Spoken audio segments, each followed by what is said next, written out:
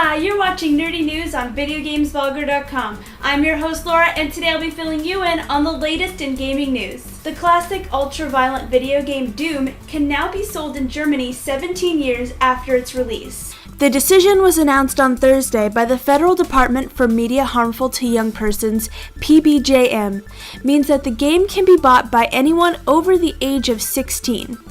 Doom was placed on an index of media considered harmful to young people on its release in Germany in 1994 because of its extreme violence, which included depictions of various fantastical beasts being shot to death.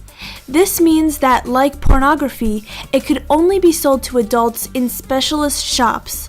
The PBJM has now acknowledged that scenes of violence in the game cannot be viewed as realistic by today's standards. The sequel Doom 2, Hell on Earth, has also been taken off the index, but similar games such as Wolfenstein 3D remain on the government's banned list for the time being. New research shows that off-the-shelf video games could help improve the vision of adults afflicted with lazy eye. 2.5% of American children are affected by lazy eye, according to the National Eye Institute. Lazy eye can be treated in children by putting a patch over the good eye to force the brain to use the lazy eye. However, few options are available for adults. The study split up 20 volunteers ages 16 to 60 with lazy eye into several groups for various experiments. 10 volunteers spent 22-hour sessions playing Medal of Honor Pacific Assault, a first-person shooter.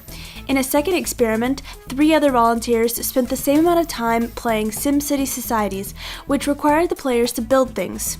All the volunteers wore an eye patch over their good eye while playing. Both games yielded a 30% increase in visual acuity. In comparison, it can take 180 hours of traditional eye patch therapy to see similar improvement. For a control group, 7 volunteers wore a patch over their good eye for 20 hours during normal daily activities, but experienced no improvement. The same volunteers were then asked to wear an eye patch while playing video games for 40 hours, and afterward their vision improved just like the other volunteers. With tuition fees on the rise, one independent video game developer is looking to drive up young voter participation. 21-year-old Damian Summer, a graduate of Lawrence Park Collegiate Institute, has created Take It Over, a vintage-style flash game in which the player must chase down a fleeing ballot box while dodging obstacles such as debt and apathy. The game was developed for the Canadian Federation of Students' Take It Over campaign, which aims to get younger voters out on Election Day. Summer has also created a game for Nuit Blanche that is controlled through the player's eye movements. He has already been asked to create another game for the Canadian Federation of Students, or the CFS. CFS Chair Sandy Hudson hopes the game will get students more involved in the electoral process. A link to the Take It Over game is available in the article above this video. It looks like LA Noire's developer Team Bondi is closing its doors for good. Team Bondi's former Sydney office is currently being advertised for release. After the release of LA Noire, Team Bondi faced accusations of poor working conditions and claimed that the relationship between the studio and LA Noire publisher Rockstar had broken down. Last month, rumors surfaced that Team Bondi had sold off its intellectual property and assets, and that the staff had been offered positions at another Sydney studio owned by Happy Feet director George Miller.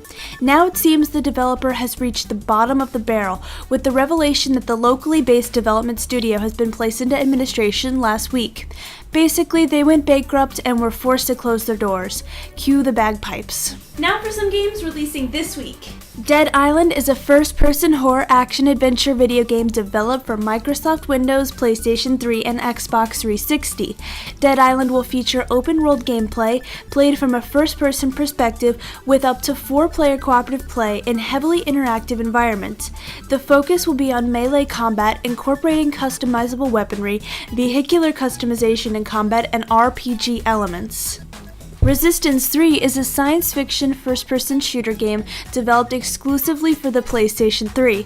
This game is a 4th title in the Resistance series, and is a sequel to the best-selling PlayStation 3 launch title, Resistance Fall of Man, and it's a sequel to Resistance 2. It will be the first in the series to support stereoscopic 3D and PlayStation Move, and the first to introduce the PSN Pass program. That's all the news I have for today. Feel free to leave any questions or comments below. Love and peace from my PC to yours.